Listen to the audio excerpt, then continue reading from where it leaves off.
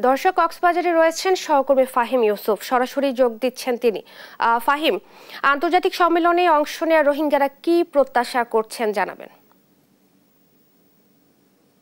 টেকসই সমাধানে আন্তর্জাতিক সহযোগিতা জোরদার করার লক্ষ্যে গতকাল থেকেই কিন্তু শুরু হয়েছে একটি আন্তর্জাতিক সম্মেলন। আমি এই মুহূর্তে যেখানে অবস্থান করছি আপনি দেখতেই পাচ্ছেন যে কক্সবাজার ইরানি বিচ সংলগ্ন হোটেল বেওয়াচের যে মিলনায়তন, সেই মিলনায়তনে এখানে কিন্তু কিছুক্ষণ আগে প্রধান উপদেষ্টা ডক্টর মোহাম্মদ ইউনূস এখানে উপস্থিত হয়েছেন এবং কিছুক্ষণ পর কিন্তু তিনি তার বক্তব্য পেশ করবেন।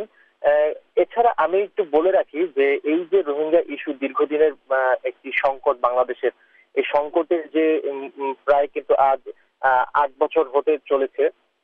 এই যে ৮ বছরে রোহিঙ্গাদের যে নিজ দেশে ফিরে যাওয়া, নিজ দেশে প্রত্যাবাসন করা, এটি কিন্তু তেমন কোনো অগ্রগতি সাধন হয়নি। সেই লক্ষ্যে কিন্তু অন্তর্বর্তী সরকার আসার পর থেকেই তারা বিভিন্ন ধরনের পদক্ষেপ নিচ্ছেন এবং আন্তর্জাতিক সম্প্রদায়ের কাছে, বিশেষ করে জাতিসংঘের কাছে কিন্তু তারা বারবার একটি কথা বলছেন, জানান দেওয়ার চেষ্টা করছেন যে রোহিঙ্গা ইস্যু বাংলাদেশের বর্তমানে যে কতটা বড় ইস্যু, সেই ইস্যুটি তারা জানান দেওয়ার চেষ্টা করছেন এবং তারই ধারাবাহিকতায় কিন্তু এই ধরনের একটি সম্মেলনের আয়োজন করা। আপনি জানেন যে গতকাল থেকে ৩ দিনের একটি সম্মেলন শুরু হয়েছে। এই সম্মেলনটি মূলত রোহিঙ্গাদের যে সংকট বাংলাদেশে চলমান রয়েছে, এই সংকটটি মূলত আন্তর্জাতিক সম্প্রদায়ের কাছে জানান দেওয়ার জন্য এটি আয়োজন করা। গতকাল আমরা দেখতে পেয়েছিলাম যে বিভিন্ন রোহিঙ্গাদের মধ্যে থেকে বিভিন্ন ধরনের প্রতিনিধি দল এসেছিল এবং সাংস্কৃতিক দল এসেছিল। তারা কিন্তু এই যে রোহিঙ্গাদের সমস্যা, তারা নিজ দেশে যে ফিরে যেতে চান, এটি মূলত তারা এখানে জানান দেওয়ার চেষ্টা করেছেন এবং প্রায় শতাধিক রোহিঙ্গা জনগোষ্ঠীর লোকজন কিন্তু এখানে অংশ নিয়েছিলেন। গতকালের যেই সংলাপটি হয়েছিল, সেই সংলাপে কিন্তু বিভিন্ন দেশ থেকে আসা, প্রায় 40টি দেশ থেকে আসা বিভিন্ন প্রতিনিধি কিন্তু এখানে উপস্থিত ছিলেন এবং তারা কিন্তু বারবার একটি কথা জানান দেওয়ার চেষ্টা করছিলেন। যে সকল রোহিঙ্গা প্রতিনিধিরা এসেছেন, তারা কিন্তু এই যে আন্তর্জাতিক সম্প্রদায়, বিভিন্ন মানবাধিকার সংস্থা, বিভিন্ন দেশের প্রতিনিধি, এছাড়া জাতিসংঘের যে প্রতিনিধি দল এসেছেন, তাদের কাছে কিন্তু তারা তাদের নিজ দেশে যাওয়া, প্রত্যাবাসন করার যেই ইচ্ছা, সেটি তারা জানান দেওয়ার চেষ্টা করছিলেন।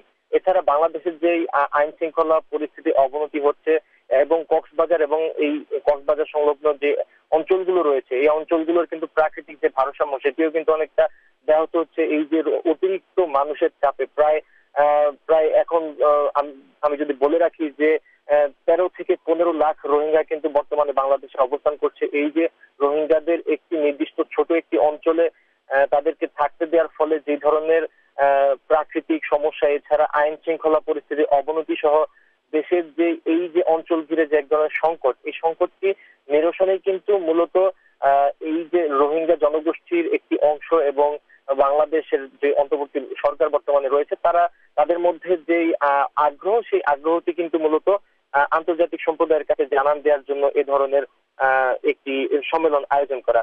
এছাড়া আমরা দেখতে পেয়েছি গতকাল কিন্তু দেশের বেশ কয়েকটি বড় বড় দল যেগুলো ছিল, বিএনপি, জামায়াত ইসলামী, এনসিপি, ইসলামী আন্দোলন সহ বেশ কয়েকটি বড় দলের কেন্দ্রীয় নেতারা কিন্তু এখানে উপস্থিত ছিলেন এবং তারা কিন্তু এই যে সম্মেলন, এই সম্মেলনের প্রতি সংহতি জানিয়েছেন। এছাড়া আমি যদি জানিয়ে রাখি, গতকালকের এই সম্মেলনে অংশ নিয়েছে বিভিন্ন কূটনৈতিক মিশনের প্রতিনিধি সহ জাতিসংঘের বিভিন্ন সংস্থা, আন্তর্জাতিক সংগঠন, সংবাদ মাধ্যম সহ কিন্তু নানা শ্রেণী পেশার মানুষ কিন্তু এখানে উপস্থিত ছিলেন এবং এর মধ্য দিয়ে কালকের যেই সম্মেলনটি, এই সম্মেলনটি মূলত পরিচালনা করেছিল রোহিঙ্গা সম্প্রদায়ের যে সকল জনগোষ্ঠী এবং ভাষাভাষীর লোকজন এখানে এসেছিলেন। তারাই কিন্তু মূলত এই যে কালকের সংলাপ ছিল, এই সংলাপের কেন্দ্রবিন্দুতে ছিল এবং তাদেরকে ঘিরেই কিন্তু সব ধরনের আলোচনা চলছিল।